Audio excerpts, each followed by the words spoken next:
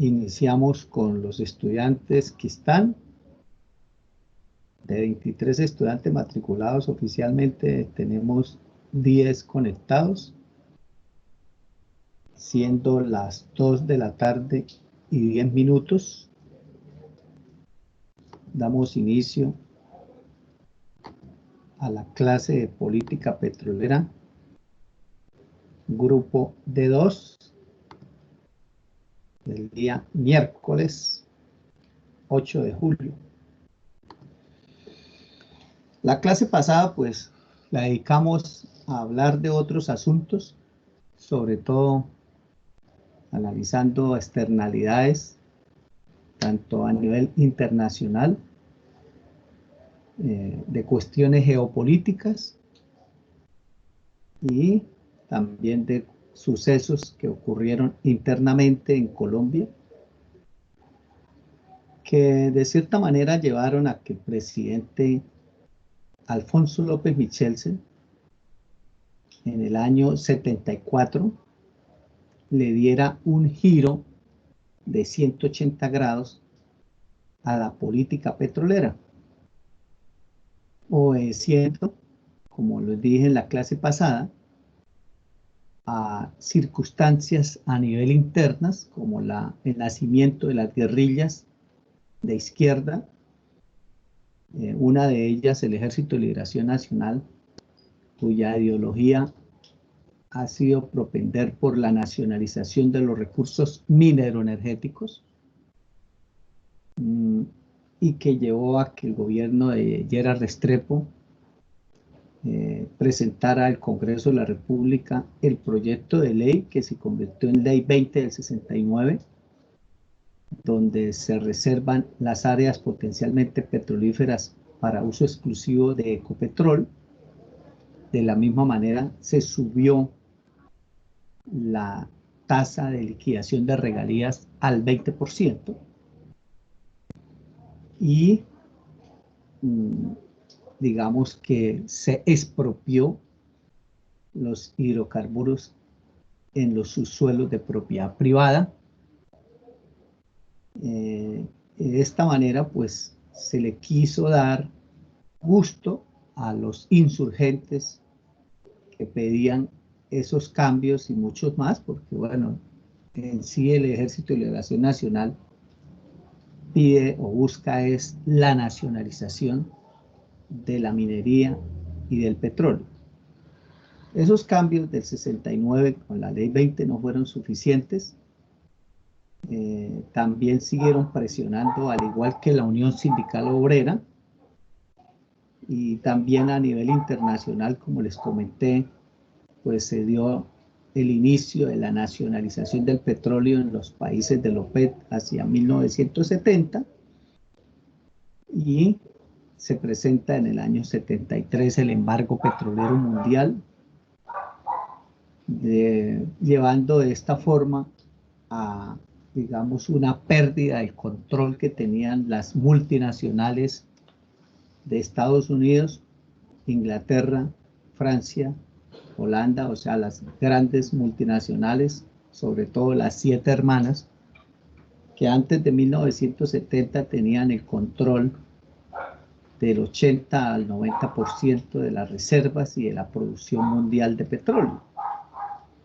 Todo ese control se pierde y prácticamente la nacionalización se convierte en una moda o una tendencia mundial, y esos grupos insurgentes y el sindicalismo pues presionan al gobierno colombiano a hacer cambios en la misma dirección, y lleva obviamente a López a la expedición del decreto ley 2310 de 1974, aprovechando las facultades extraordinarias que le dio el Congreso a raíz de la crisis económica que se generó a nivel mundial, producto del embargo petrolero mundial, llevando el precio del crudo de $2.5 el barril a 38, 40 dólares el barril, que en dineros de hoy en día es el equivalente a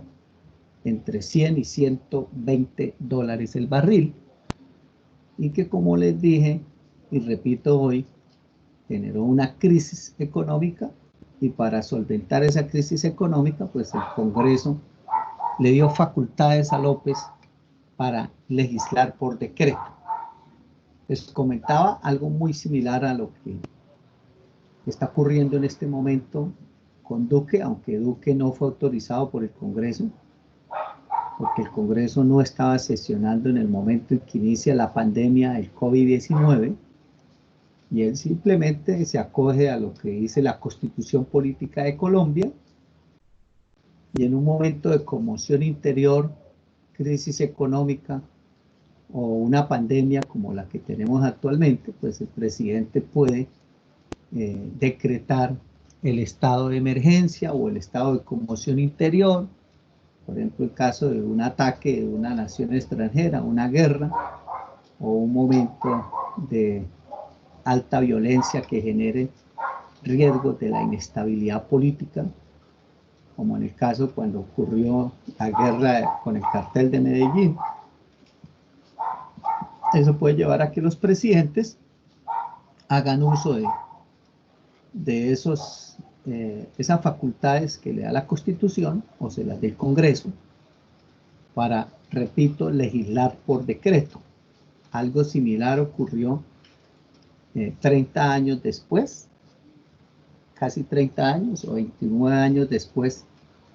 El presidente Álvaro Uribe Vélez, también con facultades extraordinarias, que ahí se las dio el Congreso, aunque ahí no había estado de conmoción interior, ni estado de emergencia, o sea, no hubo ni un ataque de una nación extranjera, ni una guerra interna, ni una pandemia, ni nada de eso. Ahí sí fue porque Uribe pues tenía la fuerza suficiente desde el punto de vista político en el Congreso para que el Congreso le otorgara facultades extraordinarias que él solicitó, bajo el argumento de que iba a reestructurar el Estado, en el cual pues fusionó varios ministerios, reestructuró el Seguro Social, lo mismo que la Caja Agraria, que la liquidó y creó el Banco Agrario, etcétera, etcétera. Todo lo que hizo Uribe pues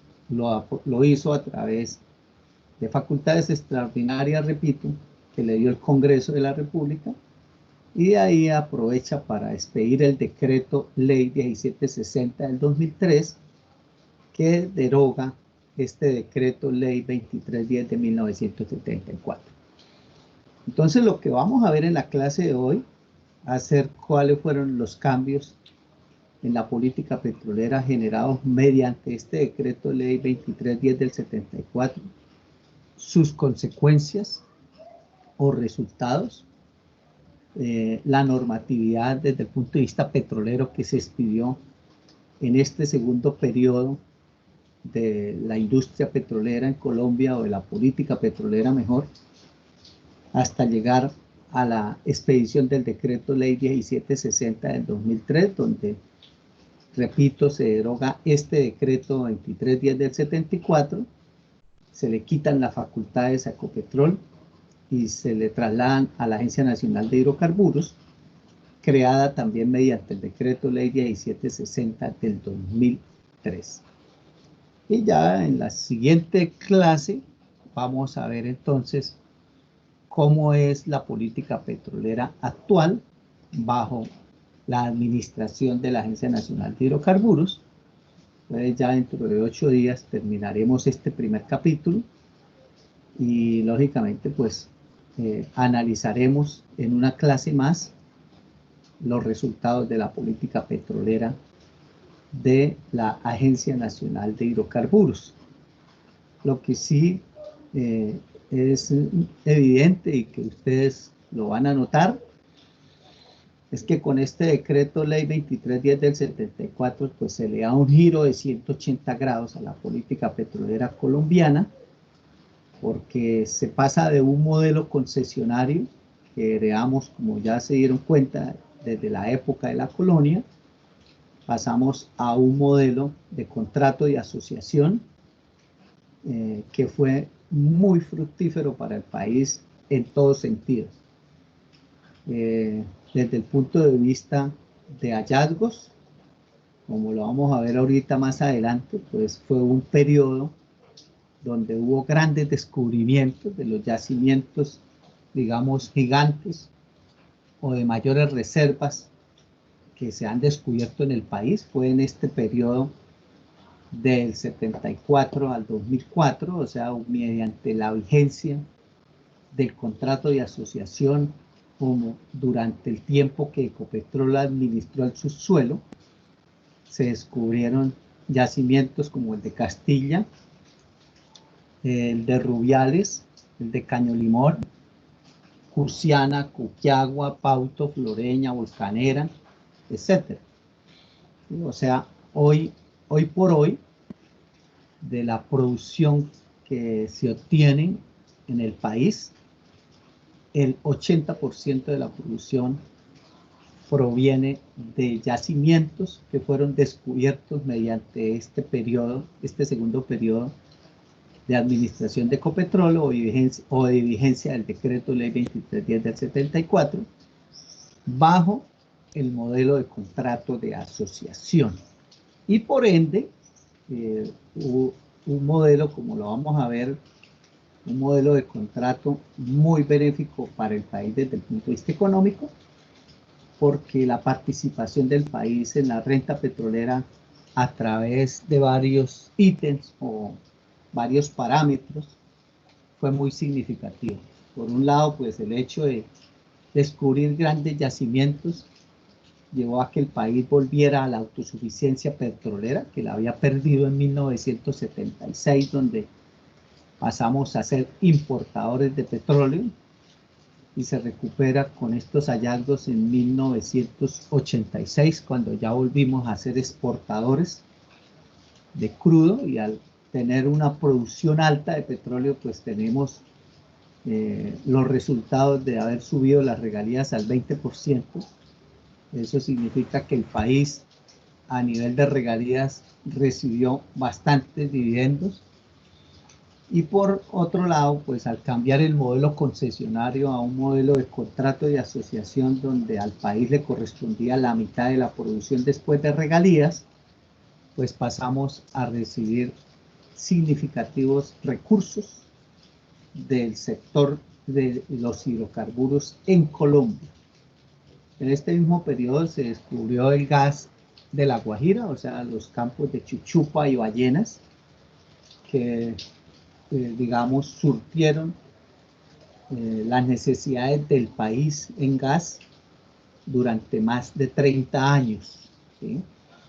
Todo eso es significativo e importante, y el hecho de que la empresa petrolera estatal Ecopetrol tuviera la vigilancia y el control de este recurso, por un lado le generó más honestidad, transparencia al negocio, que no estuvo contaminado de corrupción, puesto que Ecopetrol, aunque es un órgano del poder ejecutivo, está descentralizado, es un órgano o un estamento netamente técnico, más no político. No es lo mismo que la Agencia Nacional de Hidrocarburos, que es un nicho de los políticos. Es una institución politizada, donde lógicamente la corrupción campea, como lo vamos a ver más adelante, y donde se hacen muchos favores políticos, y donde hay funcionarios que no tienen la idoneidad para ocupar los cargos porque son fichas políticas, repito. Entonces llega mucha gente ahí a ocupar silla, puestos de corbata. Entonces se pierde la eficiencia en el control y la vigilancia de este recurso importante y estratégico para el país. Ecopetrol, como una institución netamente técnica, pues ustedes saben cómo es el proceso de selección del recurso humano por parte de Ecopetrol. El hecho de que Ecopetrol pues también sea una empresa generadora de conocimiento, ya sea por su investigación, por ejemplo, en el Instituto Colombiano del Petróleo o a través de alianzas con universidades, fue importante en la creación de nuevas tecnologías y también en la solución de problemas de Ecopetrol y de la industria petrolera en general. O sea, fue un periodo desde el punto de vista técnico y científico muy bueno en el proceso evolutivo, y no hubo corrupción porque Ecopetrol también, al ser socio del inversionista, no le dio autonomía como sí se la ha dado la Agencia Nacional de Hidrocarburos a las concesionarias. Entonces, las concesionarias hoy actúan con libre albedrío, actúan solas, no hay quien las vigile, no hay quien las controle. Ecopetrol sí vigiló y controló este recurso. Las petroleras eran socias de Ecopetrol y no podían tomar las decisiones en forma autónoma, tenían que ser consultadas con Ecopetrol. Ecopetrol creaba comités con cada empresa y sobre todo donde se hacían grandes hallazgos como Cusiana, Copiagua, ameritaba montar oficina allá mismo en el campo, y por eso Ecopetrol creó una gerencia que se llamó Gerencia Cusiana, y con todas las empresas creaba comités, comité técnico, comité ambiental, comité social, comité contable, etcétera, de tal forma de que el Estado, a través de Ecopetrol, estuvo, vuelvo y repito, un control, una vigilancia, y evitó de que la industria petrolera pues atropellara, por ejemplo, a las comunidades, afectara gravemente el medio ambiente, porque Ecopetrol propendía por las buenas prácticas. Ecopetrol también le exigía al socio inversionista de que tenía que acatar la convención colectiva de trabajo del abuso, y eso llevaba a que se respetaran los niveles salariales establecidos en el escalafón de la convención colectiva. De la misma manera, pues se respetaba la contratación de mano de obra local exigida por Ecopetrol, y que hoy le tocó, después de que la ANH asumió esas funciones y hubo, digamos, un descuadernamiento en la parte social, le tocó al Ministerio de Trabajo expedir el decreto 1668 del 2016 para poner en cintura a las petroleras y exigirle el respeto a los derechos que tienen las comunidades de la zona o área de influencia, de que se le dé oportunidad de ocupación laboral, mano de obra no calificada, en un 100% tiene que ser de la zona de influencia, y de la mano de obra calificada en por lo menos el 30%, y de esa forma pues se aplican principios de lo que se llama la responsabilidad social empresarial.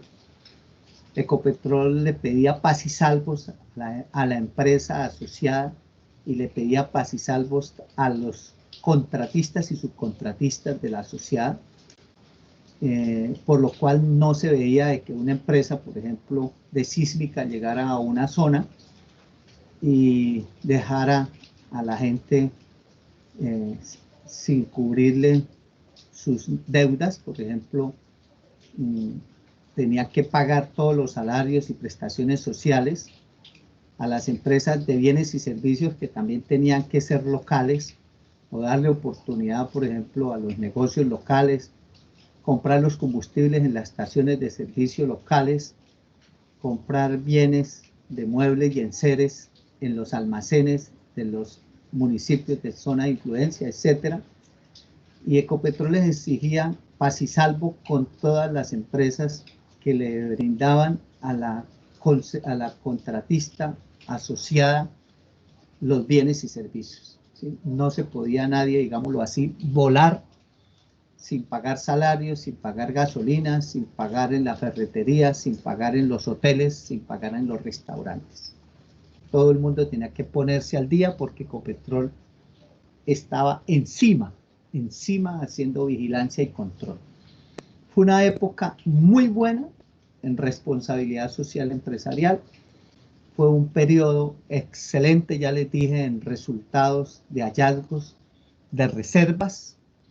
Fue un periodo muy bueno en participación del país en la renta petrolera o en la ganancia que deja el negocio, del cual, repito, todavía pues estamos recibiendo esos frutos porque el contrato de asociación, como lo vamos a ver, era compartido con el inversionista por 22 años y durante esos 22 años de producción, bajo la operación del asociado, el país a través de Ecopetrol recibía muy buena participación, pero a los 22 años el 100% de la producción y de los activos pasaba a favor del país, 100% para el país, que es lo que hoy Ecopetrol produce.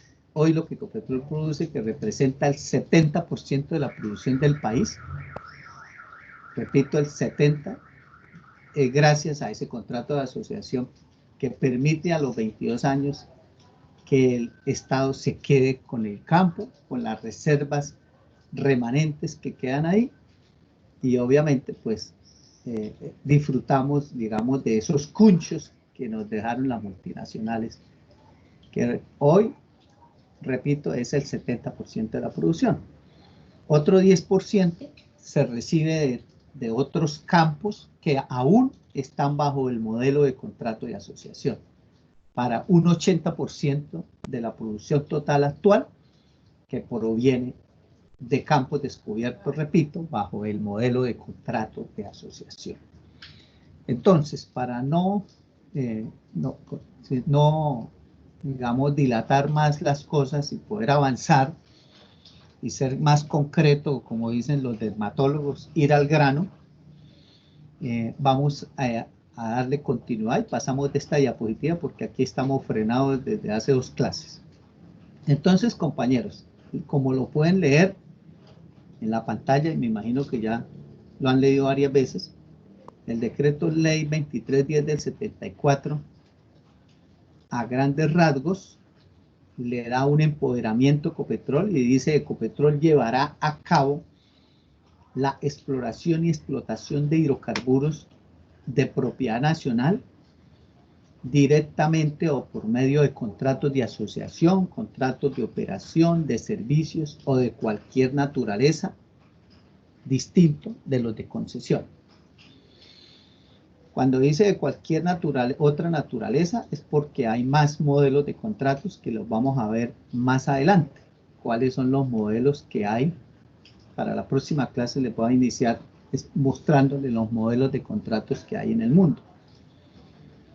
Y entre ellos pues está el modelo concesionario, que es con el que da inicio la industria petrolera no solo en Colombia sino en el mundo, donde hay propiedad del subsuelo por parte del Estado. Donde hay propiedad privada del subsuelo, como en Estados Unidos, pues allá no hay concesiones, porque allá no se negocia con el Estado, las petroleras negocian es con el finquero.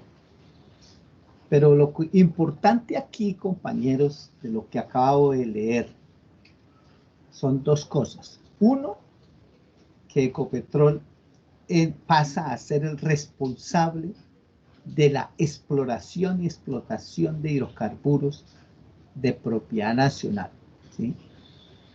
Directamente o por medio de contratos de asociación o cualquier otro contrato. Cuando dice directamente es que le dice el gobierno de López a Ecopetrol: ustedes asumen la tarea de hacer la exploración y producción de hidrocarburos a nivel nacional y lo pueden hacer directamente. ¿Esto qué significa? En otras palabras, el país rompe la dependencia de las multinacionales. Pues no la rompe del todo porque no nacionaliza el petróleo. Romper con las multinacionales es nacionalizar el petróleo, como lo hizo Venezuela también en el 74. Algunos autores dicen que en el 76, pero Carlos Andrés Pérez lo hizo en el 74, y los otros países de la OPEP que también nacionalizaron el petróleo para aquella época, es expulsar a las multinacionales y no permitir la inversión extranjera directa. aquí nosotros, o López, no fue hasta ese extremo de nacionalizar. Sí es una especie de nacionalización, pero más tenue, no tan radical, porque de todas formas le da la oportunidad a la empresa petrolera estatal, que es Ecopetrol, a que puede a través de cualquier modalidad de contrato, excepto concesión, pues hacer esa actividad, ¿sí?, en conjunto con personas naturales o jurídicas, nacionales o extranjeras. O sea, permite la inversión extranjera. Pero lo más importante es que el país deja de depender el 100% de las multinacionales y le encomienda, repito, al Ecopetrol como empresa petrolera estatal la tarea de garantizar el suministro interno, no solo de materia prima, o sea, petróleo crudo y gas, sino también garantizar el suministro de combustibles. O sea, Ecopetrol asume toda mejor dicho, la responsabilidad de todas las actividades de la industria petrolera desde el upstream hasta el downstream. O sea, explorar, explotar o producir, transportar, refinar, llevar a cabo la petroquímica y la comercialización. En otras palabras, se convierte casi que un monopolio, ¿sí? Casi que un monopolio, que aún lo tiene en la refinación. La refinación Ecopetrol es un monopolio, no porque esté prohibida la refinación privada. Desde el decreto ley 1056 de 1953, más conocido como el Código del Petróleo, se permite la refinación privada si alguien lo quiere hacer. De la misma manera, vemos que Ecopetrol prácticamente tiene el monopolio en el transporte. Lo tenía en el transporte de gas, pero eso se lo quitaron en el año 96 en el gobierno de Samper, y se crea Ecogas, que hoy ya es privado porque Uribe vendió Ecogas. La comercialización de los combustibles también lo tenía Ecopetrol con los terpeles, pero hoy esos terpeles que se crearon por regiones, Terpel Oriente, Terpel Occidente, Terpel Antioquia, así fueron los terpeles centro en Bogotá. Eso lo vendieron también, desde el gobierno de Gaviria fueron vendiéndolo hasta que primero vendieron la mitad y después vendieron el resto. Eso lo venden por pedazos. Hoy los terpeles son de inversionistas chilenos. Y obviamente pues Ecopetrol perdió la comercialización de los combustibles, que también la tenía. En el transporte pues de petróleo y combustibles, pues lo tiene con la vicepresidencia de transporte, hoy CENIT, que ahora pues Duque lo quiere vender. Pero obvio, eso fue monopolio también del Estado a través de Ecopetrol. Entonces, todo eso es importante saberlo. La petroquímica también la tuvo Ecopetrol en sus manos. Hoy ya eso, lo poco que le queda de Ecopetrol está en cabeza de Propilco. Propilco pues es de Ecopetrol, pero hoy ya en Cartagena hay muchas empresas en el clúster que hay alrededor de la refinería de Cartagena o de Reficar.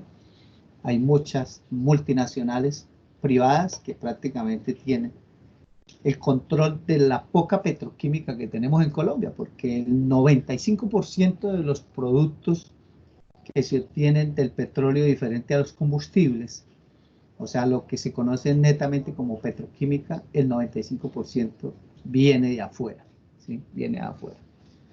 Aquí también Ecopetrol incursionó hasta en la producción de fertilizantes con Ferticol en Barranca Bermeja, que después se lo entregó al gobierno de Santander. Hoy está en manos del departamento de Santander. Bueno, esa vaina lo cerraron y no está produciendo fertilizantes. Ferticol fue liquidado hace como 1 año o 2 años. Entonces, ustedes se dan cuenta que Ecopetrol ha sido en el país un motor muy importante de desarrollo tecnológico, no solo en la parte de la exploración y producción de petróleo, no solo en eso, ¿sí? Aunque obviamente Ecopetrol, muchos en su cabeza tienen que Ecopetrol es petróleo y es algo propicio para la profesión nuestra, ingenieros de petróleos. Entonces, cuando uno habla de Ecopetrol, piensa es exploración y producción. Y esa es un área de la que menos, digamos, en la que menos ha evolucionado Ecopetrol, menos ha evolucionado. No en la que menos se dedica, ¿no?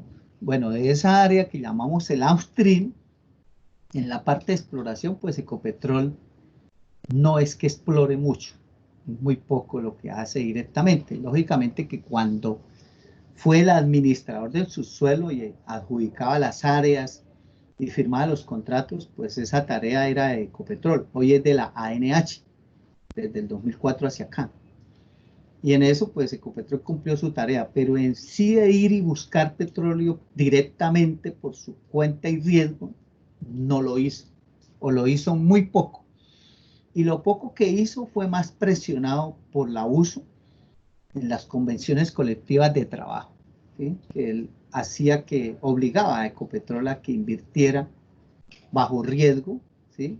Capital y perforara pozos. Uno de esos fue un pozo que costó más de 120 millones de dólares en el Piemonte Llanero entre Medina, Cundinamarca y Cusiana.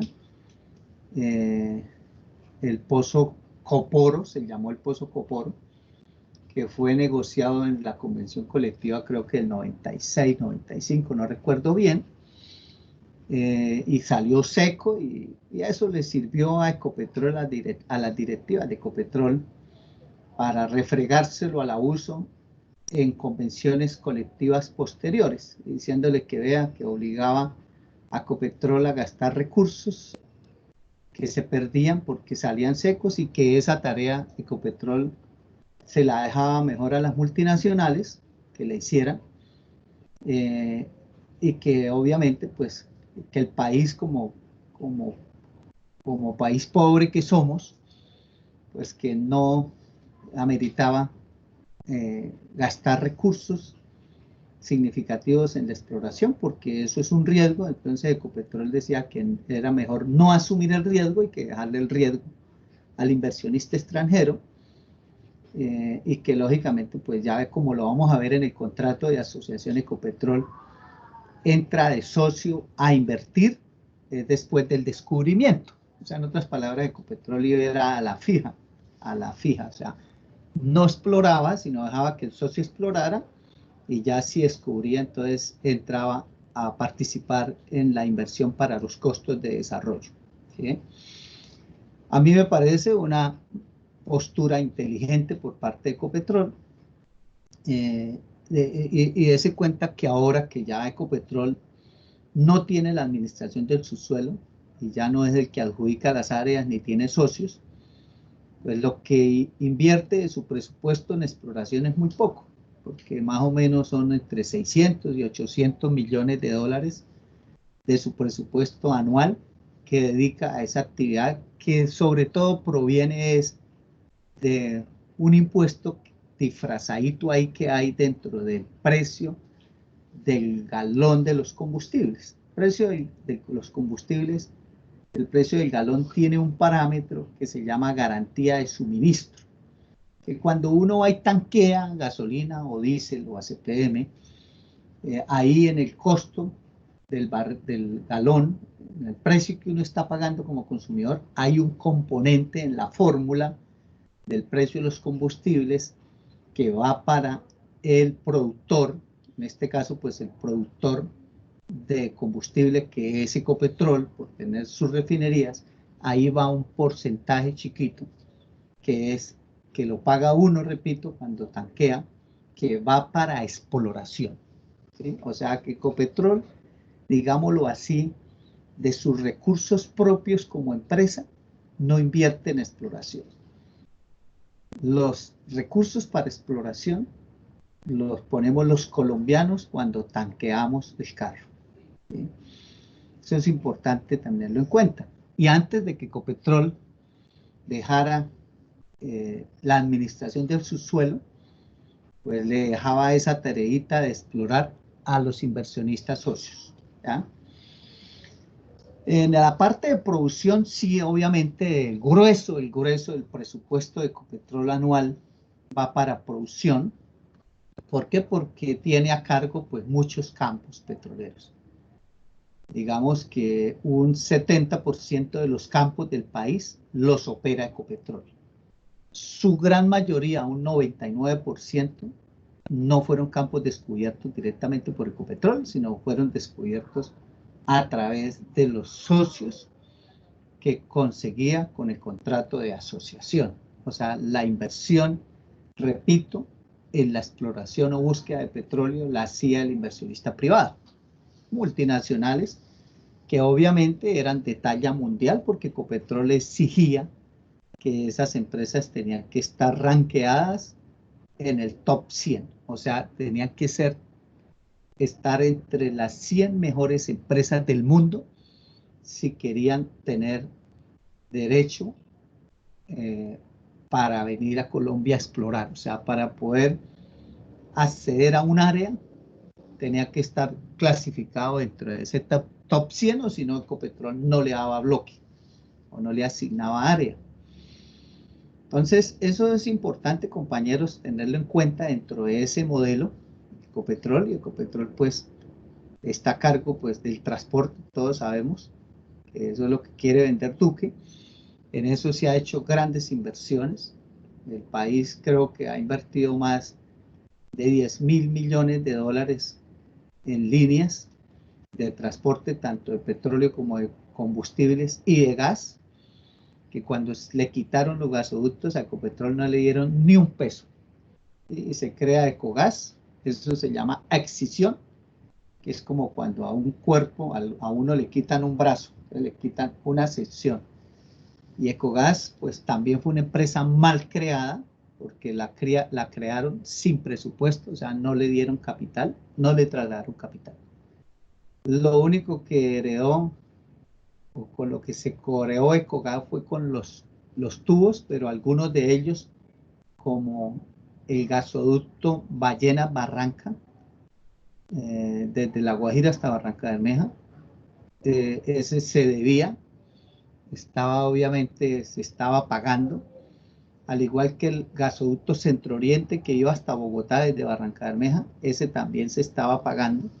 Entonces, en otras palabras, lo que Ecogas heredó fue deudas que al administrar los gasoductos, pues con el cobro de la tarifa de transporte tenía que pagar esas deudas, y en muchas oportunidades no alcanzaba lo que cobraba, lo que recibía, los ingresos, no alcanzaban para cubrir las obligaciones financieras. O sea, eso fue mal creada esa empresa, y finalmente pues Uribe fue vendiéndola y la compró el Grupo Energía de Bogotá, y hoy está en manos de Sarmiento Angulo, y hoy no se llama Ecogas, sino Transportadora de Gas Internacional. Que yo creo que Sarmiento Angulo querrá quedarse con los oleoductos y poliductos, o sea, CENIR, si la vende este gobierno, que es lo más probable, y tiene sus fichas en los, digamos, puestos estratégicos del gobierno. Recordemos que Sarmiento Angulo financió el 70% de la campaña de Duque, el otro 30% pues lo puso Ñeñe Hernández, con contribución por allá de todas las mafias de la costa, como según las denuncias que han venido circulando, y por el cual ya hay una, digamos, denuncia ante la Comisión de Acusaciones de la Cámara para juzgar a Duque por supuesta financiación con dineros ilícitos de su campaña presidencial. Por ahí hoy salió a circular en las redes sociales un audio de mismo Duque donde llama a Ñeñe y le dice: tenemos presidente, marica. O sea que el Duque sí conocía a Ñeñe, ¿no? Que dice que no lo conocía. Entonces, volviendo al cuento de Sarmiento Angulo, pues Sarmiento Angulo, al poner presidente, pues pone ministros y funcionarios importantes. Entonces, el ministro de Hacienda es cuota de Sarmiento Angulo.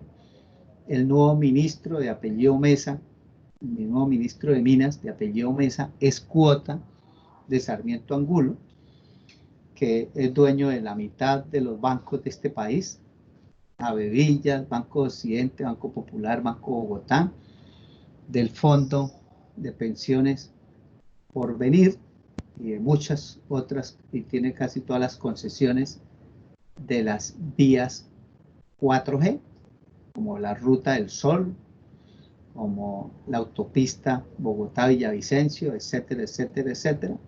Prácticamente él tiene el poder, maneja este país como en épocas pasadas, cuando gobernaban los liberales, el que mandaba era Santo Domingo, y cuando mandaban los conservadores, o gobernaban los conservadores mejor, el que mandaba era Ardila Lule. Pues hoy el que manda en Colombia es Sarmiento Angulo. Tiene empresa petrolera, por ejemplo, Petrocolombia es de Sarmiento Angulo, que tiene inclusive bloque para el fracking en Cimitarra. Ahí ya hicieron un otro sí para ir al Cretáceo, allá en la misma zona donde está Valle Medio, Magdalena 9, de Pares. Y si tiene los gasoductos, probablemente querrá tener los oleoductos y poliductos. También tiene al gerente nuevo, al nuevo gerente o presidente, mejor nuevo presidente del Grupo de Energía de Bogotá. O sea, tiene todo el andamiaje y la sincronización de todo el aparato, y está bien engrasadito, bien engrasadito. Y lo más probable es que, para mí, mi forma de pensar es que si se vende CENIT, termine en manos de Sarmiento Angulo. Bueno, compañeros, entonces voy a seguir adelante. Bueno, el decreto 743 de 1975, el gobierno de López le da a Ecopetrol las herramientas. Cuando yo hablo de Ecopetrol me estoy refiriendo a su junta directiva,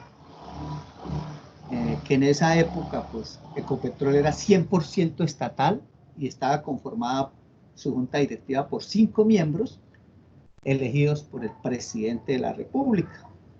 Y con el decreto 743, pues lo que se le da a la junta directiva de Ecopetrol son facultades para que establezca las condiciones y los términos de los contratos, así como los medios de citación o convocatoria, si va a contratar con terceros. O sea, si no va a hacer directamente la exploración, sino la va a hacer con personas naturales o jurídicas, ya sean nacionales o extranjeras.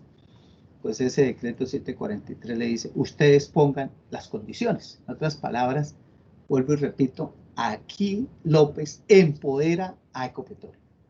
Y Ecopetrol es quien establece la política petrolera en Colombia, ¿sí? No es directamente el gobierno, pues sí, Ecopetrol hace parte del gobierno y de la rama ejecutiva, pero no lo hace directamente en cabeza de un ministro o de ministros, ni el mismo presidente de la República en forma directa, como se venía haciendo desde 1919, sino lo hace es una dependencia técnica del gobierno, una dependencia técnica que es Ecopetrol, que lógicamente que quienes están ahí son personas idóneas, personas bien seleccionadas, que conocen del tema sobre el cual deciden, y no un político, porque ustedes saben que los políticos, los que no están en el Congreso, están gobernando, ¿sí?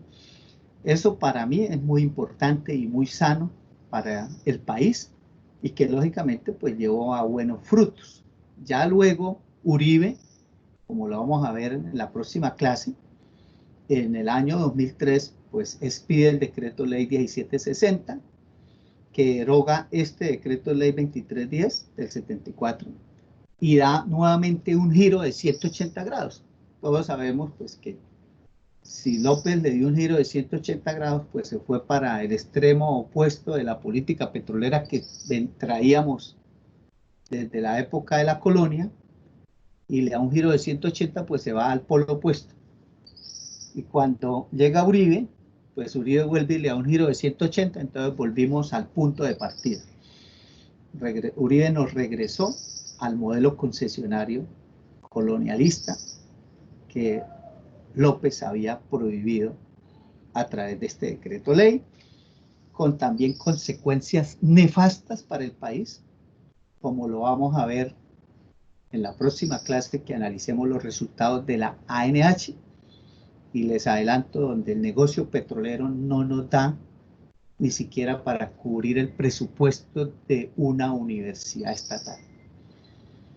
Así, a grandes rasgos, les adelanto, según los cálculos con información directa de la misma ANH, la ANH no tiene utilidades mayores a 200.000 millones de pesos al año.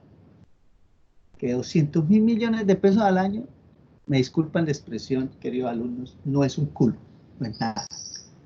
El presupuesto de la UIS de este año es de 481.000 millones de pesos. Entonces, si la ANH al año se gana en forma neta del negocio petrolero 200.000 millones de pesos, pues obviamente no alcanza ni para cubrir el presupuesto de la UIS, donde ustedes estudian y yo trabajo. Entonces es un negocio rechimbo, re malo. ¿Eh? Y en cuanto a hallazgos de reservas, pues ustedes saben que no se ha vuelto a descubrir un gran yacimiento petrolero en Colombia. Digamos, desde que la ANH ha venido administrando el subsuelo, digamos, díganme ustedes qué yacimiento se ha descubierto. Sí han adjudicado muchos bloques, mucho más que los que adjudicó Ecopetrol en sus 30 años como administrador del subsuelo. En este momento la ANH ha adjudicado como unos 532, creo que son 532 bloques. Ha firmado 532 contratos. Pero como vamos a ver en los resultados en la próxima clase, el 65% de quienes han firmado contratos o han recibido áreas para exploración por parte de la Agencia Nacional de Hidrocarburos han incumplido sus compromisos de inversión. ¿Por qué? Porque un 90% de las empresas son chichipatas. Son empresas de papel, son empresas que no tienen recursos. Muchos amigos míos, inclusive egresados de la UIS y otras universidades, ingenieros de petróleos, tienen empresas petroleras con bloques en la ANH donde no le han invertido ni un peso en exploración.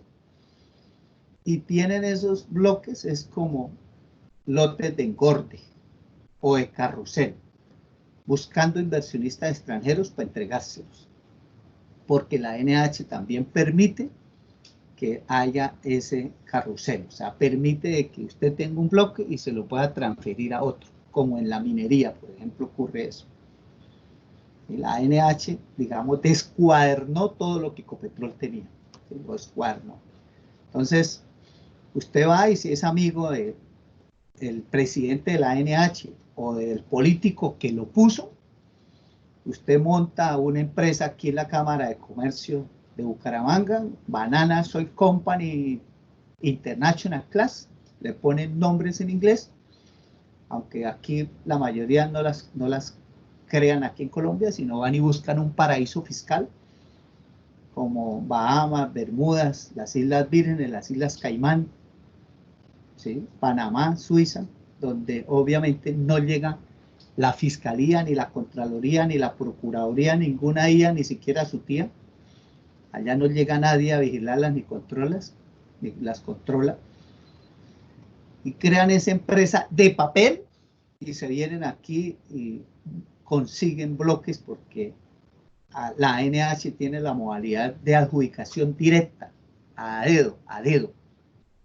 Y les dan áreas que no les invierten ni un peso y ellos empiezan a negociar. Más o menos eso podemos llamar, es una especulación de subsuelo en Colombia. Eso es lo que se configuró con la ANH, una especulación del subsuelo, donde empiezan a buscar a ver a qué inversionista extranjero le venden la concesión.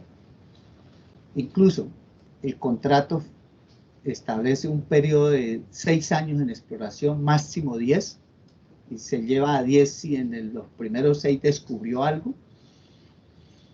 Y hay amigos míos, que no doy nombres obviamente porque esto está quedando grabado y finalmente lo subimos a YouTube, donde han recibido bloques desde el 2004, 2006, o sea, hace 14 años, y todavía tienen los bloques y no han invertido ni un peso. No sé cómo la ANH les da prórrogas para mantener esos bloques ahí. O sea, eso es una vergüenza lo que yo les voy a mostrar en la próxima clase, para que ustedes vayan viendo. Les voy a mostrar aquí la presentación, que la tengo aparte, separada. Vea, debate de control político a la ANH, en el cual voy a mostrarles los resultados de la política petrolera de la ANH, basado, repito, en información oficial recibida por la misma ANH, tanto en el 2017 como hace poquito, el 25 de septiembre del 2019. ¿Sí? Información solicitada a través del Congreso de la República, y donde les voy a mostrar esos resultados nefastos para el país. La industria petrolera bota babas. Francisco Lloreda, como presidente de la ACP, Asociación Colombiana del Petróleo, diciendo que la industria petrolera le aporta el 70% de las ganancias al país. Pero aquí le tengo los resultados a ustedes para mostrarles, donde, como les dije hace poquito y ven abajo, las utilidades anuales promedio de la ANH son del orden de los 200.000 millones de pesos. ¿Sí? Donde eso se basa en informes de ellos mismos, donde aquí por todo concepto la ANH desde su creación en el 2004, ¿sí?, hasta 2018 nos rinde cuentas sobre lo que ha recibido por derechos de uso de su suelo, transferencia de tecnología, participación por precios altos, participación en la producción. O sea, cuando usted ve eso y se los nombran así, dicen, no, es que nosotros tenemos una concesión moderna, que no solamente el país recibe regalías e impuestos, que es lo tradicional en una concesión. La concesión son regalías e impuestos no más. Aquí nosotros, además de las regalías, estamos pidiendo derecho de uso de su suelo, transferencia de tecnología, participación por precios altos, participación en la producción, que son bicocas, boronitas. Imagínense que en estos 15 años que están aquí condensados, por todo concepto, excepto las regalías, lo que ha recibido la ANH no pasa de 6 billones, da 5.89 billones. Que esos son ingresos, ¿sí?, cuando uno le resta todos los gastos de funcionamiento y la inversión que la ANH ha hecho en calentamiento de cuencas, que aquí no la rinde atrás. Por acá se le pide esa información de todo lo que ha invertido en calentamiento de cuenca. No sé, no lo metí aquí, no está, pero lo voy a incluir. En esos gastos de calentamiento de cuencas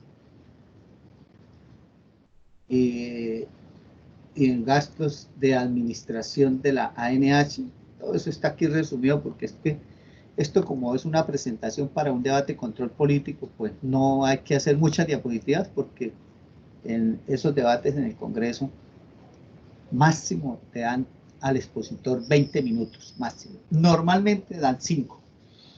Uno no puede hacer presentaciones largas y detalladas porque se queda colgado ahí y no alcanza a mostrar toda la información. Entonces, en resumen, lógicamente la inversión que ha hecho la ANH calentando cuencas para luego entregarle los bloques a los inversionistas es de 2,21 billones. más los gastos de funcionamiento, que son 670.000 millones de pesos, o sea, 0,67 billones, eso da 2,88 billones, que si se lo restamos a los 5,89 billones, pues lo que le queda al país y a la NH en 15 años, o sea, aquí estamos hablando desde el 2004 hasta el 2018, lo que le queda es la cagadita de 3 billones de pesos. Esos 3 billones los dividimos en 15 y nos dan 200.000 millones de pesos promedio anual, que repito, no alcanza ni para cubrir el presupuesto de una universidad estatal. La ACP y el gobierno dicen que la industria petrolera es la aportante del 30% del presupuesto nacional, y eso es cierto, pero el aportante es Ecopetrol. Ecopetrol aporta el 88% de las regalías, y Ecopetrol, como lo podemos ver por acá, en unas cifras que no he actualizado todavía, pero por ejemplo al año 2015, en renta y complementarios, Ecopetrol aporta el 15% de lo que recibe el país de la industria petrolera. Las privadas en renta y complementarios aportan el 12%, las compañías mineras aportan el 8%, y los dividendos de Ecopetrol, las utilidades de Ecopetrol, representan el 65% de lo que recibe el país de la industria petrolera. Esto es el 100% de lo que recibe el país de la industria petrolera. El 65% son las utilidades de Ecopetrol. Y de esas utilidades, el 45% las aporta CENIT. El transporte, como les comentaba en la clase pasada, esa es la joya de la corona de Ecopetrol. Ese es el mejor negocio que aporta. Entonces, en la próxima clase va a ser muy interesante porque vamos a ver ese periodo, repito, del 2004 hacia acá. Entonces, continuando con las diapositivas, pues voy a mostrarles desde el punto de vista de los hallazgos, los más importantes que se obtienen mediante el contrato de asociación, que fue el modelo que Ecopetrol asumió a raíz de que López le prohibió adjudicar concesiones. El contrato de asociación es un modelo de contrato, llamémoslo mixto, que contiene parámetros de varios tipos de contratos que hay a nivel mundial. Prácticamente el contrato de asociación es criollo, es chinchoniano, es de nosotros los colombianos. ¿Eso qué significa? Ningún país en el mundo tiene un modelo igual al nuestro, a ese contrato de asociación, ¿no?, que tuvo Ecopetrol. Es más parecido o tiene más parámetros del modelo llamado John Venture. Se parece mucho al John Venture. Pero el John Venture no tiene regalías. En cambio, el contrato de asociación nuestro sí tiene regalías. Y hay otros parámetros que los vamos obviamente a detallar cuando veamos todos los modelos de contratos, que los tengo en otra presentación diferente a esta. Bueno, vamos a lo de los hallazgos. Por un lado, pues viene el gas de La Guajira, que como les dije, fue un contrato que se firma ya bajo el modelo de contrato de asociación en 1974 entre Ecopetrol y Texaco. Ahí se descubre, primero se descubre el yacimiento que se llama Guajira, que ya se abandonó, ahí prácticamente cerca a Riohacha. Ese campo se llama así, Riohacha, creo que es Riohacha, Guajira. Luego se descubre Ballenas y después se descubre Chuchupa. Y pues Chuchupa es el yacimiento grande que se descubre en ese contrato, ¿sí? Está en plataforma, no es aguas profundas. Se construye primero Chuchupa A, una plataforma, pero ya en el gobierno de Samper, como Samper tuvo como programa bandera de su gobierno la masificación del gas en Colombia, razón por la cual le cigne a Ecopetrol los gasoductos y cree Ecogas. Obviamente Ecogas es creado a través del Congreso de la República, cuya intención es llevar el gas a todas las partes del país, y por eso hoy los gasoductos llegan inclusive hasta Popayán, pasando por Cali, Pereira, Manizales. Igualmente hay un gasoducto también desde ahí de Sebastopol hasta Medellín, para cubrir toda la parte de Antioquia. Hay un gasoducto también, bueno, el de Mariquita, Cali, que va hasta Popayán. El Centro Oriente, que le lleva el gas hasta Bogotá. Viene otro gasoducto desde Cusiana hasta La Belleza, que se une al que va de Barranca a Bogotá. Hay otro gasoducto que viene por los llanos orientales desde Cusiana hasta llegar a Apiay, y de Apiay sube a Bogotá.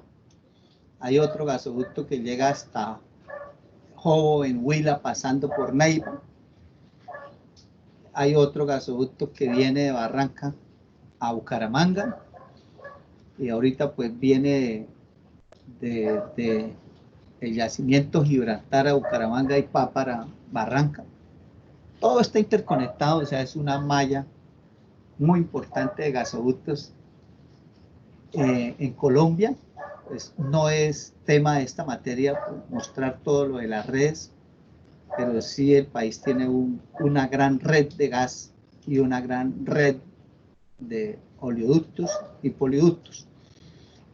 En ese sentido, pues se crea Ecogas, que repito, luego Uribe lo vendió, y ahí en el 95, cuando Samper quiere crear Ecogas y masificar el gas en Colombia, y viene el uso del gas vehicular, y que obviamente todos los hogares en Colombia tengan gas natural, pues es necesario aumentar la producción de gas de La Guajira, que ella venía, o ese yacimiento mejor, produjo muchos años, porque la producción fue controlada, o sea, solo se producía para cubrir la demanda interna, no más. Porque nosotros nunca hemos exportado gas licuado, o sea, no tenemos una planta de licuefacción de gas, no se ha instalado.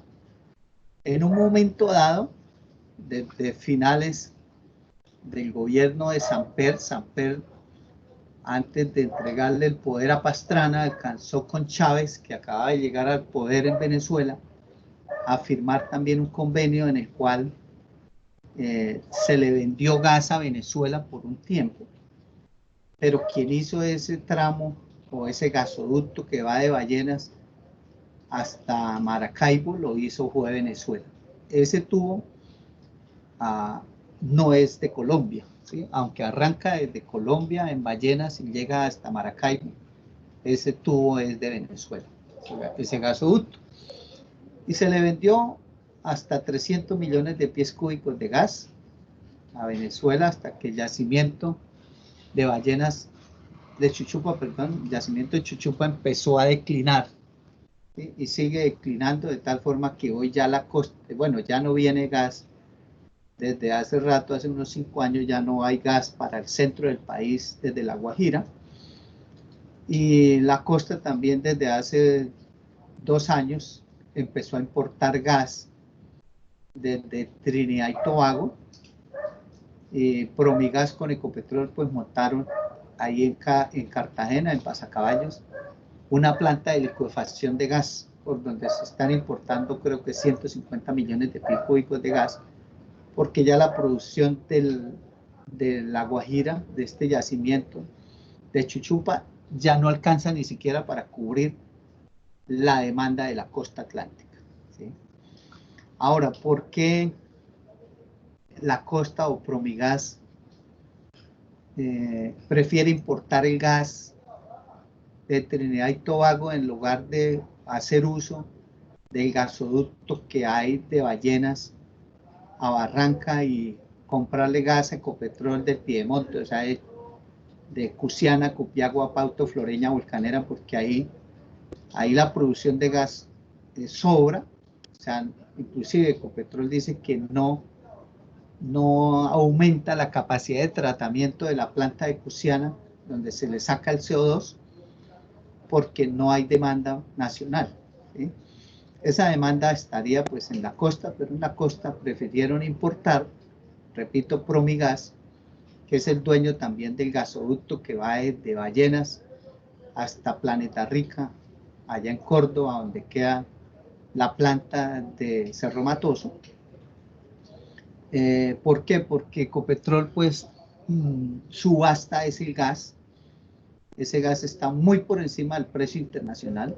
Hoy el precio internacional del gas está por el orden de 1.8, 1.7 dólares por millón de BTU, mientras que Ecopetrol, por ejemplo, en la subasta que hizo en noviembre del año pasado, vendió el gas de Cusiana, Copiagua, Pauto, Volcanera, lo vendió a 4.5 dólares el millón de BTU. O sea, la diferencia entre 1.8, 1.7 y 4.5 es significativo por millón de BTU, que son 1000 pies cúbicos de gas.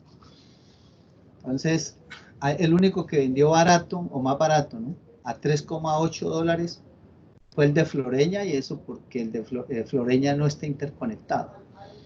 Entonces, a ese lo utilizan allá para la planta de generación eléctrica y también para sacar GLP, el gas licuado del petróleo, para que lo utilizan también como diluyente en los yacimientos de crudo pesado.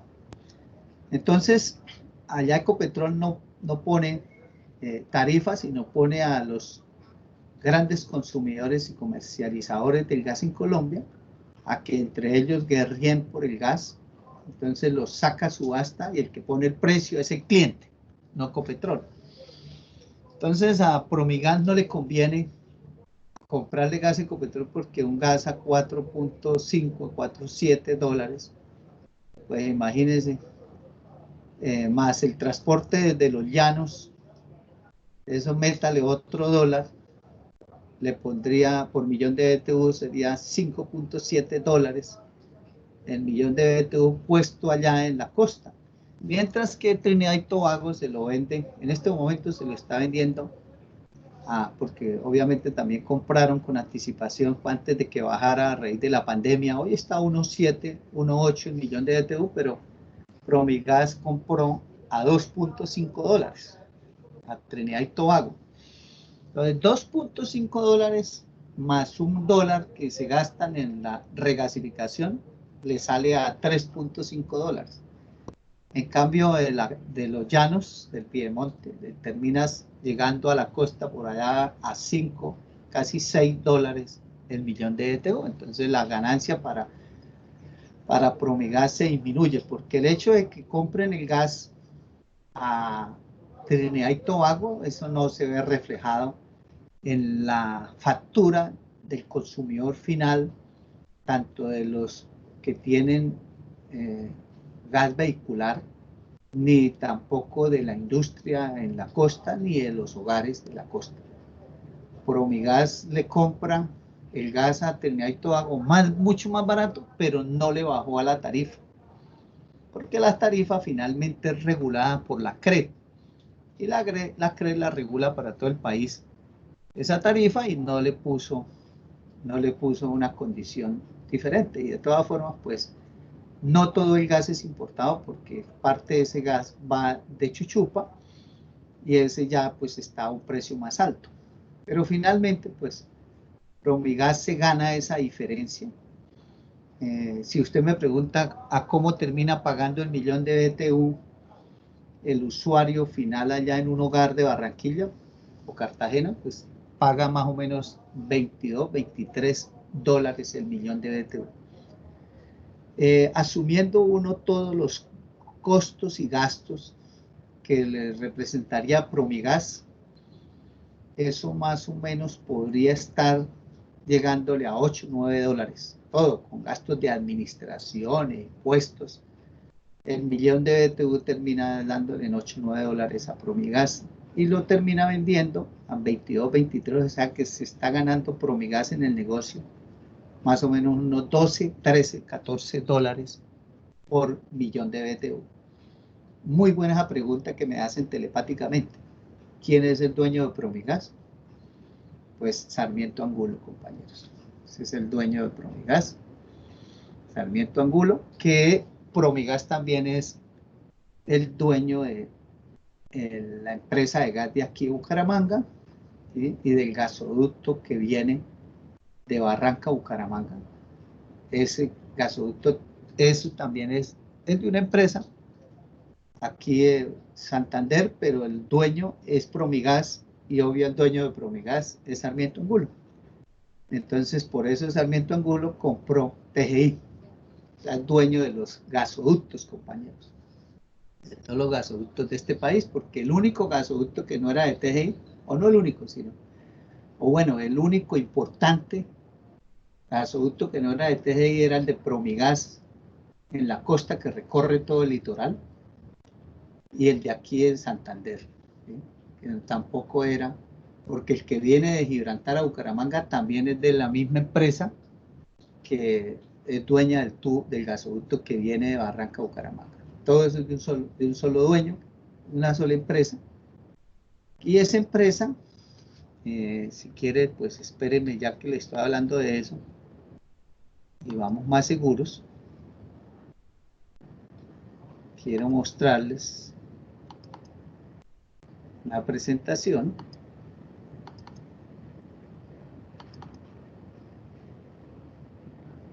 Yo les doy en la UNAP transporte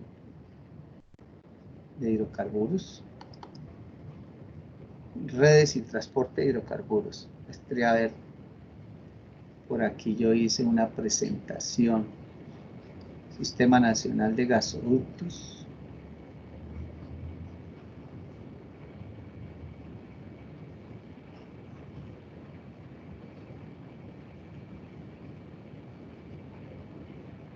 Compresores, tal. Bueno, transporte de Oscar Vanegas.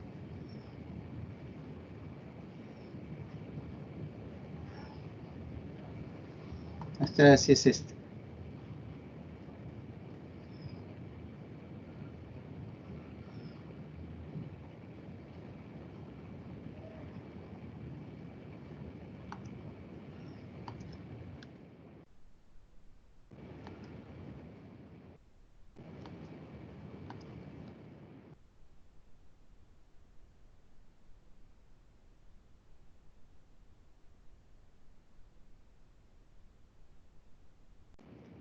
Esta no es la presentación. Que yo hice un documento.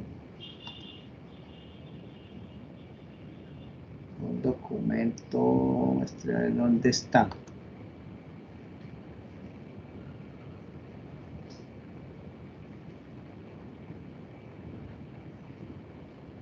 Por la fecha.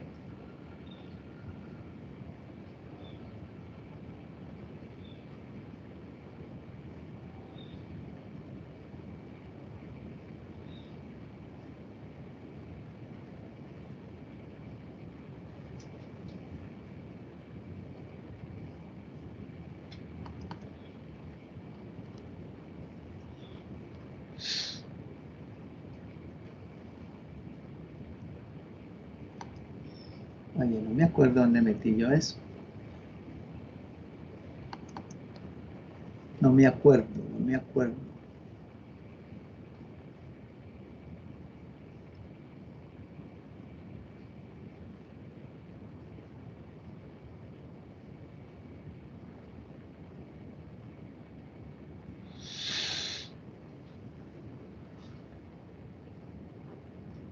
Tiene que estar acá.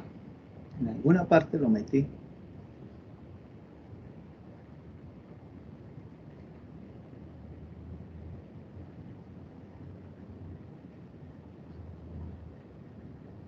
En alguna parte lo metí, compañeros.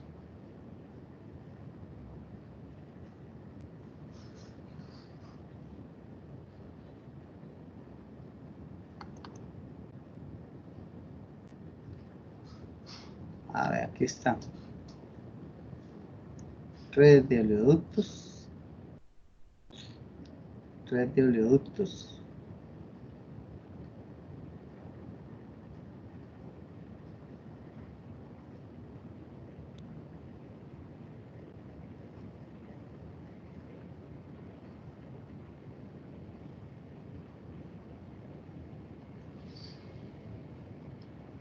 Este es de oleoductos, creo. Oleoductos en Colombia. Toda la red de oleoductos.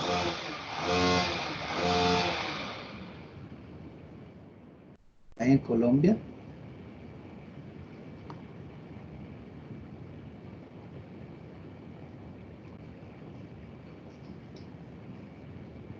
Inclusive se lo voy a regalar a ustedes. Es un documento que hice a partir de tareas de los pelados de la UNAP. Yo los puse a que cada uno buscara todas las características de cada tubo, ¿no? Cada tubo, cada tramo. Y yo lo que hice fue un compendio que es muy interesante, y me imagino que ustedes lo querrán tener, ¿cierto?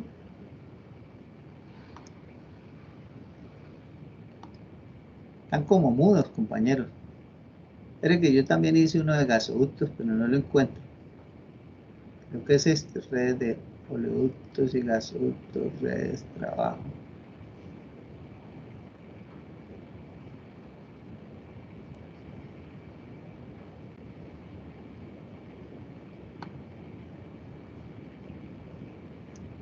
Debe ser esta la tarea, muestre a ver cuál es. Si es esta. Yo estoy trabajando, sí, sobre esta tarea.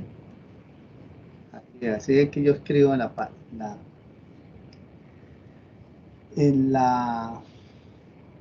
portada es recopilador, ¿no? O sea, yo lo que hago es recopilar. Aquí está la red de gasoductos en Colombia. No.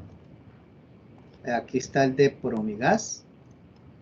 Todo en la costa atlántica, está todo. Arranca desde allá de La Guajira y cubre toda la costa y llega hasta Planeta Rica.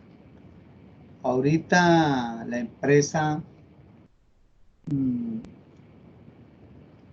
canadiense que tiene los campos de gas en Córdoba, ¿cómo es que se llama? Hombre, tiene todo lo que es Jobo. Ellos van a hacer un gasoducto desde allá, desde Córdoba hasta Medellín. Este año empezaban, o sea que van a conectar la costa con Medellín por gas. Anacol Energy. Vea, este es el de Sebastopol a Medellín. Ahí está el gasoducto. Este es el de Cusiana, Bogotá por Apiay. Quiero mostrarles desde Gibraltar, Bucaramanga. Y Bucaramanga, Payoa, Barranca Bermeja. Este es el que quería nombrarles. La empresa se llama Promioriente, ¿sí? Pero los dueños de Promioriente son los de Promigas. Promigas es el dueño de Promioriente. Y el dueño de Promigas, pues es Sarmiento Angulo. Entonces aquí está la descripción de esos dos gasoductos. Barranca Bermeja, Payoa, Bucaramanga, constituido tal por la empresa Trasoriente, se llama. Aquí la conocemos como Trasoriente, pero hoy se llama Promioriente. Le cambiaron el nombre de Trasoriente a Promioriente.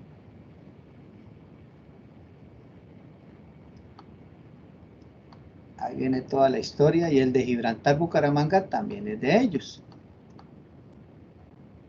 Y ya con la compra, ahí voy. Yo voy ahí haciendo este documento. Cuando lo termine, te lo regalo con el de oleoductos. ¿Si lo quiere o no lo quiere? Sí, claro, ingeniero. Claro, esta es una información muy importante para ustedes como ingenieros de petróleo, porque ustedes les dan, hay una electiva que se llama medición de hidrocarburos, pero no creo que ahí les enseñen las redes de oleoductos y poliductos, y tampoco les enseñan toda la parte de operación, mantenimiento de esas redes. De pronto les enseñan diseño, ¿no? Diseño de oleoductos, eso sí lo ven. Y en instrumentación creo que con Cabarcas ven instrumentación, todo lo que son bombas, compresores, válvulas, etc. Bueno, entonces volviendo a nuestro cuento, ahí en ese caso, cuando ya el país necesitó más gas por el gobierno de Samper, lógicamente tuvo necesidad Texaco y Ecopetrol, hoy Chevron. Bueno, Chevron hoy es Texaco, que se fusionó con Texaco Chevron y quedó Chevron. Pero hoy ya ese yacimiento de gas de La Guajira ya es todo de Ecopetrol. O sea, los socios son Ecopetrol y Jocol, porque Jocol le compró a Chevron la participación. Pero Jocol es 100% de Ecopetrol. Entonces hoy es Ecopetrol. Pero no porque el contrato haya terminado, sino como lo digo aquí al final de la diapositiva, para mí es importante esta fecha del 95 porque ahí cuando hay la necesidad de construir otra plataforma, que fue lo que se llamó Chuchupa B, para aumentar la producción de gas y cubrir las necesidades del país al ampliarse la red de gasoductos y llevarle gas a todo el país prácticamente y lógicamente darle otros usos al gas como el gas vehicular, pues era necesario perforar más pozos en Chuchupa y pues tocaba perforarlos en el otro extremo del yacimiento, más hacia el noroeste, con aguas más profundas, y eso es lo que llamó Chuchupa B. En ese momento, Texaco le dice a Ecopetrol y al gobierno de que ellos no se le miden a hacer esa inversión de otra plataforma, porque la inversión no se pagaría en los 8 años que le quedaban del contrato, porque el contrato, repito, terminaba en el 2004.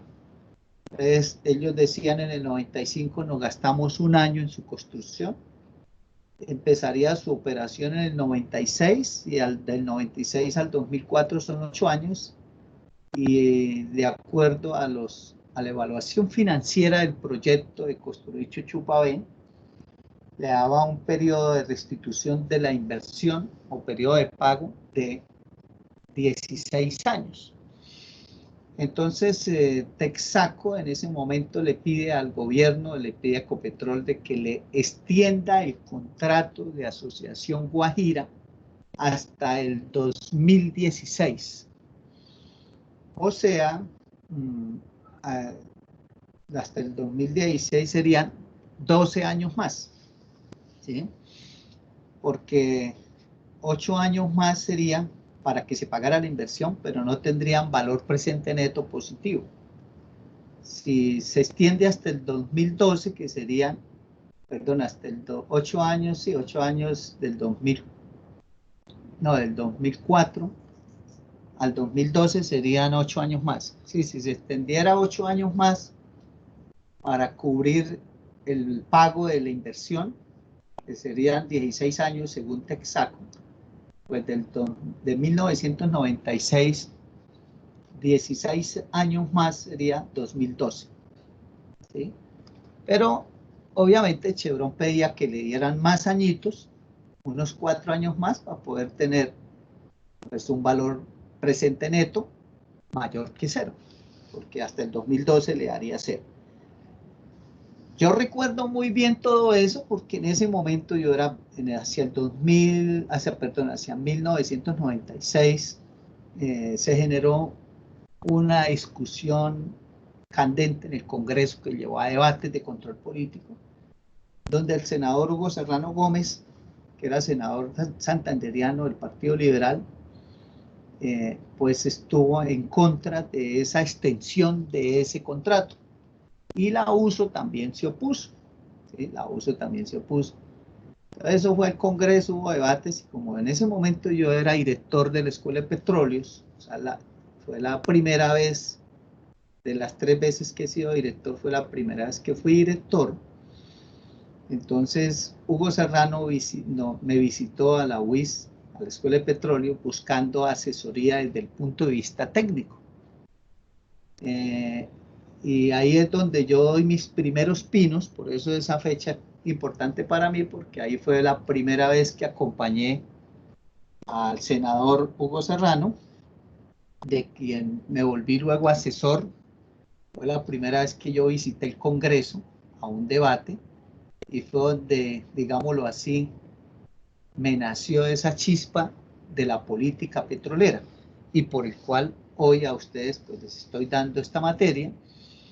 Entonces ahí inicia un proceso en el cual, como ingeniero de petróleos, pues me meto al cuento de la política petrolera, que es un tema, como ustedes lo han venido viendo durante este semestre, es, es un tema de abogados, porque es legislativo, es de leyes, de decretos, de normas, que es propicio de abogados, y los que saben este tema pues son los abogados de las petroleras.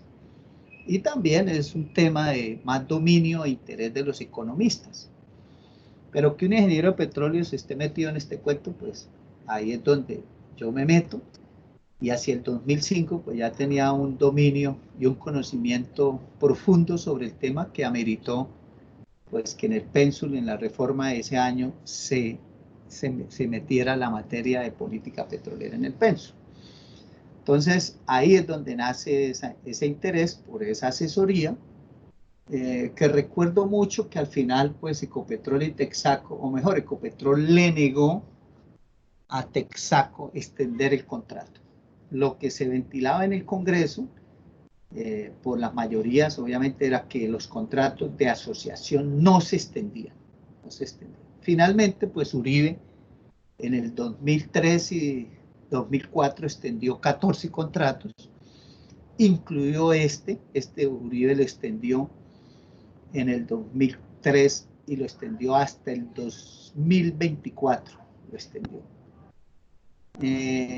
Bueno, como en el 96, 95, 96, no se le extendió el contrato a la empresa Chevron Texaco, entonces lo que hicieron fue algo que también es único en el país, no en el mundo, sino en el país, y es un verdadero contrato John Venture. El John Venture, que les digo que es al modelo que más se parece el contrato de asociación, es un modelo de contrato donde el Estado se asocia con el inversionista y crean otra empresa petrolera de economía mixta, donde el Estado y el inversionista son socios.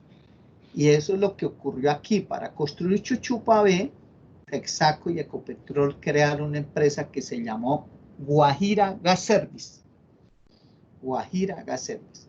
Yo sé que ustedes nunca la habían escuchado, hasta ahora me la escuchan a mí.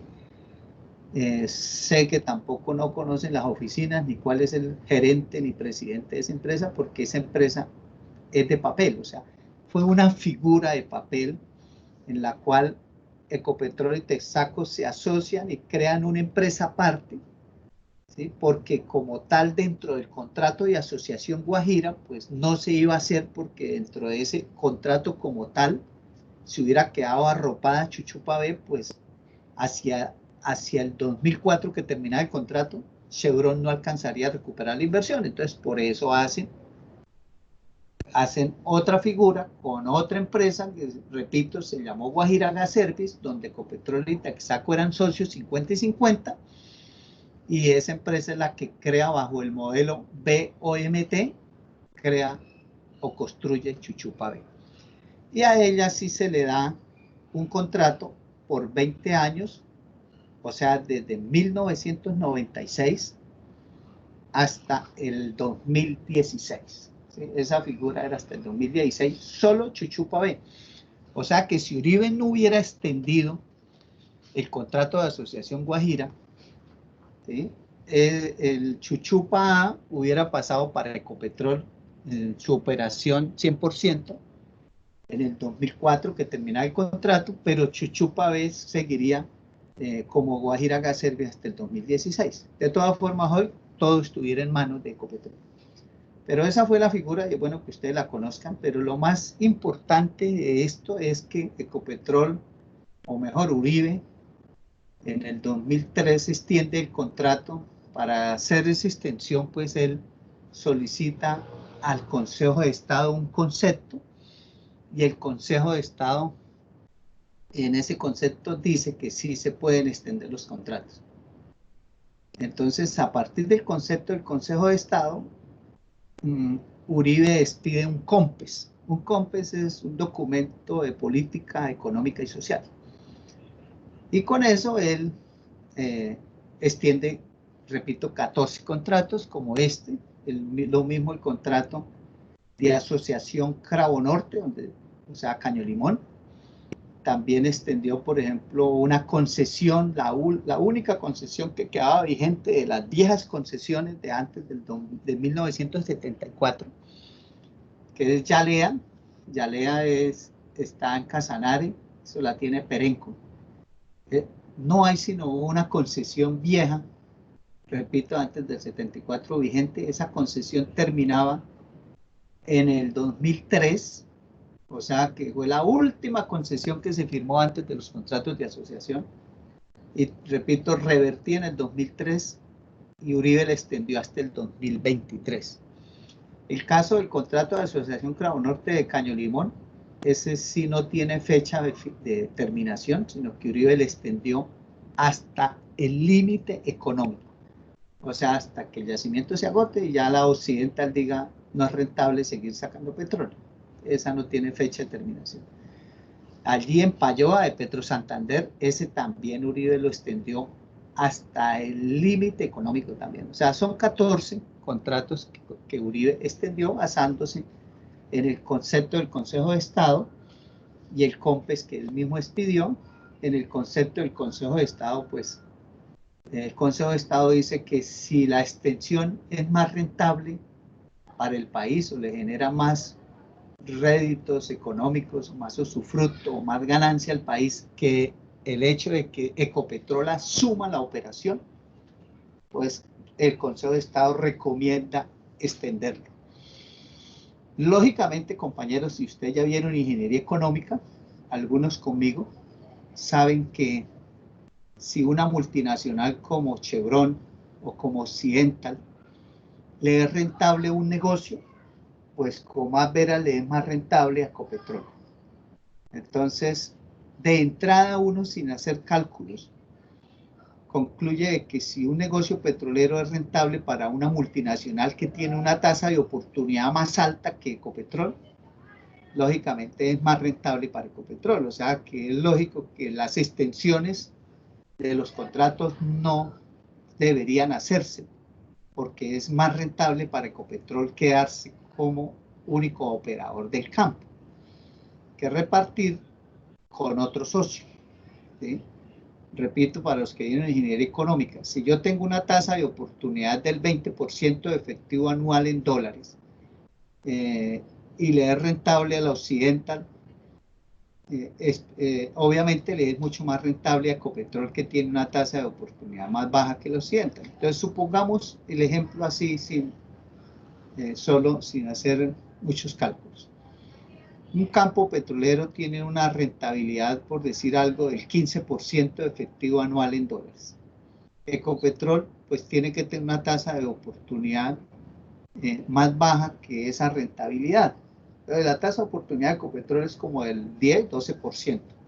Entonces, un campo con el 15% es rentable porque el TIR está por encima de su tasa de oportunidad. ¿Sí? Entonces, si el negocio, si por ejemplo, la Occidental tiene una tasa de oportunidad más alta, 20%, por ejemplo, entonces un campo que tenga un TIR del 15 no le sirve. Y la empresa diría, no me sirve, yo me voy. Ahora, si se queda, como el caso de la Occidental en Caño Limón, es porque el TIR del negocio es mayor que su tasa de oportunidad. Entonces, si la Occidental tiene el 20 y se queda, es porque el campo da una rentabilidad por encima del 20. Ahora, si está por encima del 20, pues le es rentable a la Occidental. Pero si le es rentable a la Occidental, porque tiene una tasa por encima de la tasa, un TIR, perdón, por encima de la tasa de oportunidad de la Occidental, pues repito, si es rentable para Occidental, pues es mucho más rentable para Ecopetrol, que tiene una tasa de oportunidad más baja. Ustedes saben que el valor presente neto es la diferencia, es cuando uno lleva las ganancias extraordinarias que genera el proyecto, la lleva a valor presente, ¿sí? Y esas ganancias extraordinarias que genera el proyecto a través de su vida útil es producto de la diferencia entre el TIR y la tasa de oportunidad. El TIR es la rentabilidad del negocio. Entonces, si yo le doy números, digo, por ejemplo, el campo tiene un TIR del 30 y la empresa tiene una tasa de oportunidad del 20, esos 10 puntos de rentabilidad por encima de la tasa de oportunidad que le da el proyecto, eso llevado a pesos y llevado a valor presente, eso es lo que genera el valor presente neto. Entonces, si para una empresa como la Occidental le es rentable un campo que tiene el 30% de rentabilidad y la Occidental exige como mínimo una rentabilidad del 20%, hay una diferencia de 10 puntos. Y si Ecopetrol tiene una tasa de oportunidad del 12%, hay una diferencia de 18 puntos. Por lo cual 18 puntos de diferencia o de rentabilidad por encima de la tasa de oportunidad le genera un valor presente neto más grande a Ecopetrol. En otras palabras, esos negocios son más rentables para Ecopetrol que para cualquier multinacional. Y eso llevó obviamente a que después de transcurrido el tiempo, yo monté una tesis de grado evaluando los resultados económicos de esta extensión y lo que el país dejó de recibir por haber extendido ese contrato.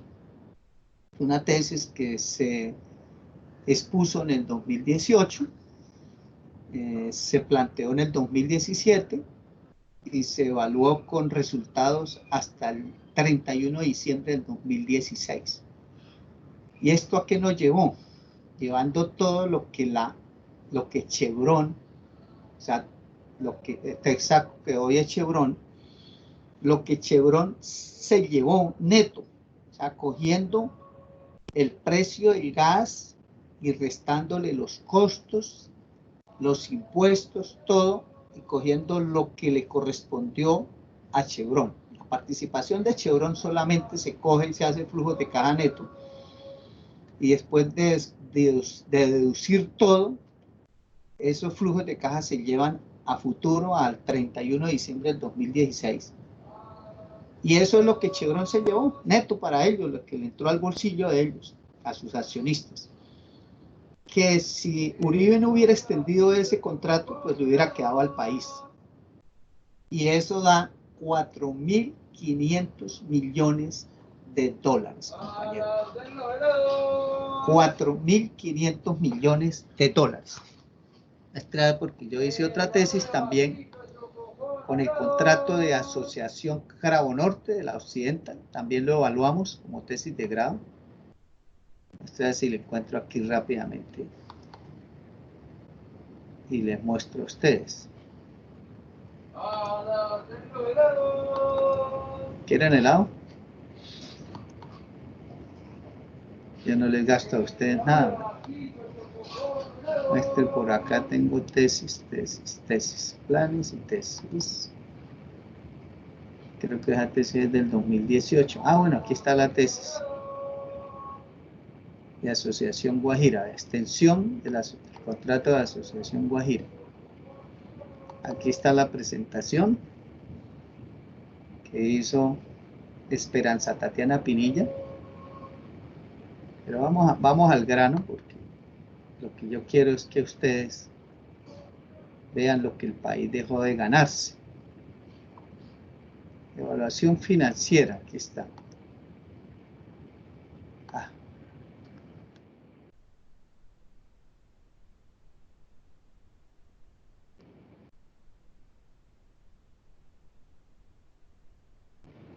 Resultados de la evaluación financiera realizado por Ecopetrol y Chevron para la extensión. Esa fue la que ellos hicieron para justificar la extensión, ¿no?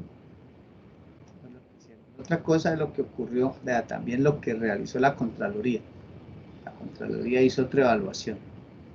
Pero esas evaluaciones le hicieron antes de la extensión, ¿no? Y obviamente era para justificar la extensión y decir que no era rentable para Colombia dar por terminado el contrato y que era mejor dejárselo a Chevron. Eso lo subvaloraron y lo colocaron muy por debajo a justificar la extensión y cumplir obviamente con el concepto del Consejo de Estado. Esto es evaluación financiera para Chevron, o sea, lo que Chevron se llevó o le quedó a Chevron hasta, o sea, desde el 2004, o sea, tomamos 2005 hasta el 2016, 31 de diciembre. Datos realmente ocurridos, obviamente valor presente neto, 1.931 millones de dólares. Cuando estoy hablando de valor presente neto, compañeros, es en presente. Ustedes ya vieron ingeniería económica, ¿sí? Y en presente es donde arranca el proyecto. O sea, aquí 0 es 2004, 0 es 2004, 1 es 2005, en lo que llamamos nosotros el diagrama tiempo-valor, ¿sí? Futuro es 31 de diciembre de 2016, en el tiempo. Entonces, si uno lleva ese 1.941 millones de dólares, que es a valores del 2004, que sería el cero del flujograma, y lo lleva uno a futuro, muestra si está por aquí. Eso es lo de Ecopetrol. Como eran dos socios. Bueno, esta vaina, aquí está el Chevron en presente, pero si uno lo lleva a futuro, creo que yo lo hice por acá. Aparte, eso fue lo que presentó la alumna cuando sustentó la tesis.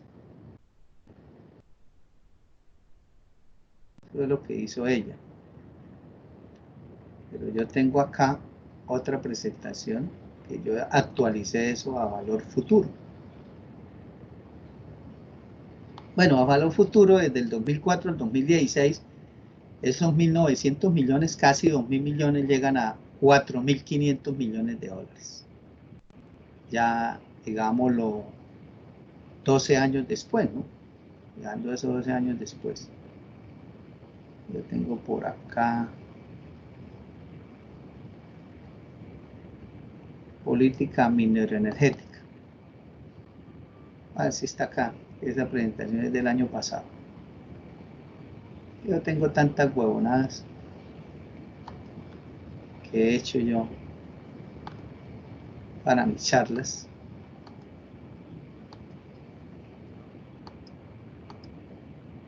Mire que ahora se me bloqueó.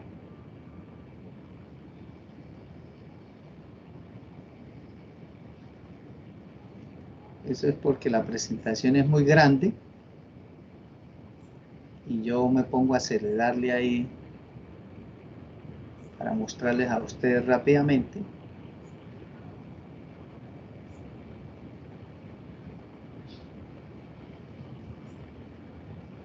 Entonces se bloquea. La máquina no es capaz. Ya. Este debe estar al final, cuando yo muestro las extensiones aquí. Estas son presentaciones que yo hago para dar charlas a las comunidades que duran un día. Por eso es que tiene 357 diapositivas. Bueno, aquí sí está, aquí sí está. Vamos a ver desde dónde viene, desde aquí. Bueno, aquí una vez están las dos, ¿sí? Las dos. Yo hice dos tesis evaluando solamente esas dos extensiones, ¿sí?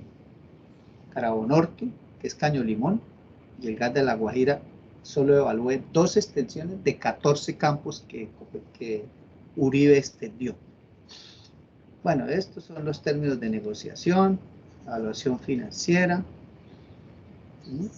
Y aquí ya lo que les quería mostrar.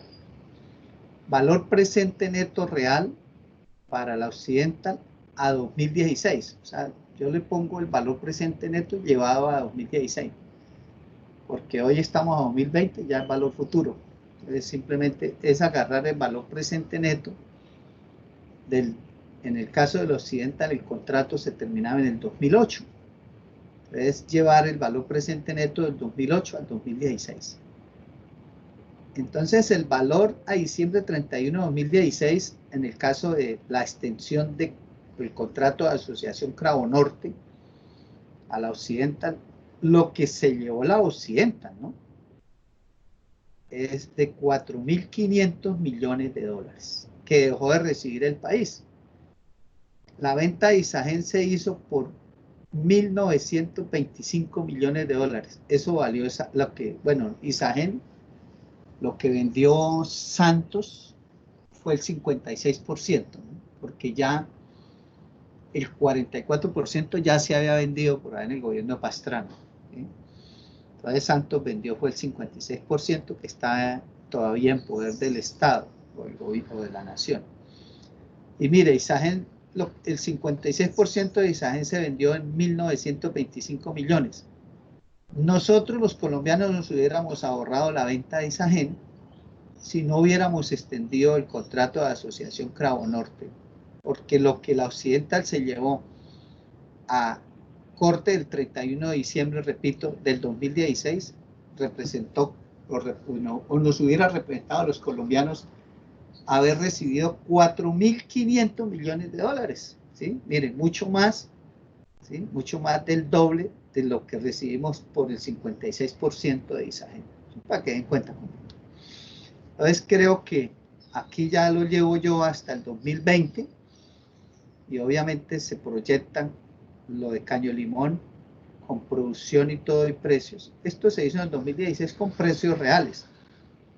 Aquí ya hay una proyección hasta el 2020, con la producción hasta el 2020, pero lógicamente en valor presente del 2016 daría 4.600 millones, o sea, teniendo en cuenta la producción hasta el 2020.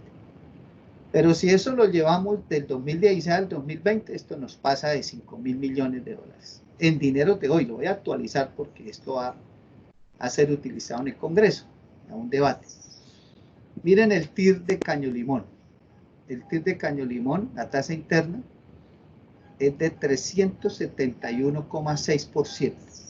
O sea, es un TIR, ¿sí?, en dólares,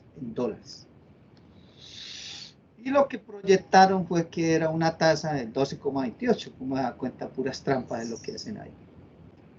Entonces, valor presente neto total del proyecto de extensión Caño Limón, ya incluido obviamente lo que Copetrol cogió, porque en Caño Limón la Occidental tiene, después de regalías, el 36%, ¿sí?, después de regalías, 36%.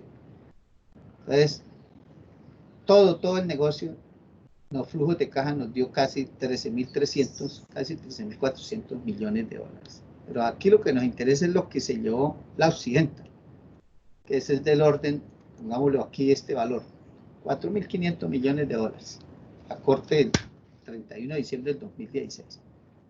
Ahora pasemos a la Guajira, que era el que les quería mostrar. Terminé mostrándoles de Caño Limón primero, pero vamos aquí directamente, ahí sí. Evaluación financiera para Chevron, caso, extensión, datos reales ocurridos, producción real y precio real del petróleo, porque recordemos que la bonanza petrolera vino en el mundo con precios por encima de $100 desde el 2008 hasta el 2014, hasta junio del 2014, que el precio estaba en $114 y cayó a 40, ¿sí? Aquí, el caso de la Guajira es mucho más. Yo estaba confundiendo la cifra de la Guajira con el de Caño Limón. En la Guajira, pues como ese contrato terminaba mucho, o sea, 4 años más atrás que que el de Caño Limón. Caño Limón se terminaba en el 2008. Este de La Guajira se terminaba en el 2004. Pues llevado a 2016 son 4 años más, ¿sí? Entonces, ahí esos 1.931 millones de dólares de valor presente, que son del 2004, llevados a valor del 31 de diciembre del 2016, que no sería valor presente sino valor futuro, son 7.524 millones de dólares, compañeros, ¿sí?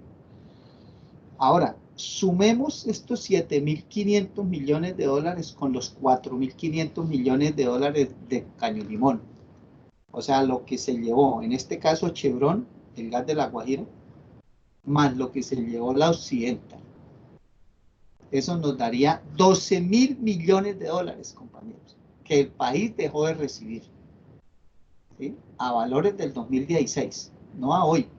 A hoy sería mucho más. Si nosotros multiplicamos eso por 3.000 pesos para pasarlo a pesos, ¿no? 3.000 pesos que vale el dólar, porque esto es en dólares. Si multiplicamos 12.000 millones de dólares por 3.000, nos dan 36 billones de pesos. 36 billones. 36 billones de dólares, perdón, 36 billones de pesos, es para que ustedes se den cuenta de lo siguiente. En el 2018, Duque presentó al Congreso un proyecto de ley, que fue ley, en el cual se hizo una reforma tributaria. Esa reforma tributaria se considera de que puede llevar a recaudar hasta el 2024 entre 8 y 12 billones de pesos. Pongámosle que recojan los 12 billones, que no creo que los recojan por la crisis económica que nos está generando la pandemia del COVID-19. Pero supongamos que recogieran los 12 billones, que es lo que desde el punto de vista optimista considera el gobierno de Duque que van a recaudar con esa reforma tributaria. Pongámosle 12. ¿Eso qué significa, compañeros, para que ustedes lo analicen? Si no se hubiera extendido el contrato de la Asociación Guajira, que es el gas de Chuchupo y Ballenas, ni se hubiera extendido el contrato de la Asociación Cravo Norte, que es Caño Limón, y los otros 10 campos que hay alrededor de Caño Limón, compañero, el país se hubiera ahorrado 3 reformas tributarias. 3 reformas tributarias. Ahora, ¿cuánto contemplan recoger ahorita con la venta de ISA y posiblemente van a vender CENIT?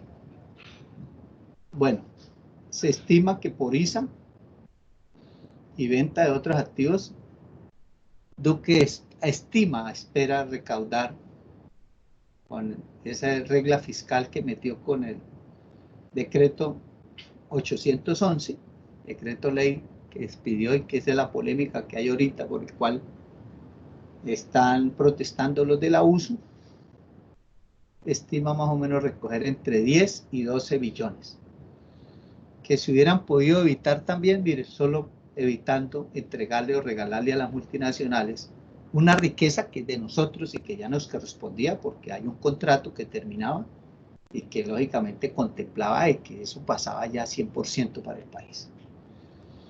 Eso nos hubiéramos ahorrado reformas tributarias que nos han metido cada 2 años una reforma tributaria. Este año ya nos iban a meter una, no demoran en meterla ahorita el 20 de julio al Congreso, otra reforma tributaria para paliar la crisis. Sin embargo, yo creo que Duque, si la mete, pues, ¿de dónde va a sacar la plata si todo el mundo está quebrado? ¿Sí? Es más fácil vender activos que hacer una reforma tributaria, pero pensaba meter una reforma tributaria este año. ¿Y quiénes son los que terminamos ahora pagando los impuestos? Pues la clase media, la clase asalariada, es los que terminamos pagando porque, como vamos a ver también en la próxima clase, las multinacionales petroleras y mineras tienen más de 220 como unas 228 prebendas o beneficios tributarios en el estatuto tributario, que hace que ellos no paguen la tasa de impuesto a la renta del 25%, sino terminan pagando es el 2,82% cuando uno les descuenta todos los beneficios que tienen. Entonces, al final, quienes terminamos como contribuyentes somos los asalariados o la clase media, cosa que se hubiera podido evitar si nosotros no regalamos nuestra riqueza, como solamente le estoy mostrando en estos dos ejemplos, que obviamente es hecho con datos, información real, es tesis de grado de la Universidad Industrial de Santander, y en el cual pues ustedes se pueden dar cuenta que mal negocio para el país. Todo esto lo han venido regalando estos gobiernos nefastos que hemos tenido nosotros. Bueno, compañeros, realmente pues tampoco no avance mucho, es que esto tiene mucho tela donde cortar. Son las 4:05 y ustedes me imagino que tendrán otra clase. No veo que siga avanzando. Quería mostrarles pues otros descubrimientos importantes durante el periodo de contrato de asociación de Ecopetrol, y quería hoy avanzar por lo menos y llegar hasta aquí, hasta el decreto ley 1760 del 2003, pero ya tocará en la próxima clase. Que tengan una feliz tarde y un resto de semana muy ameno, muy fructífero, y nos vemos de noche, compañeros. ¿Tienen alguna pregunta? ¿Hay alguna pregunta antes de despedirnos? Creo Bueno, que no, ingeniero. Gracias. no. Hasta luego. Bueno, Buena tarde. chao. Chao.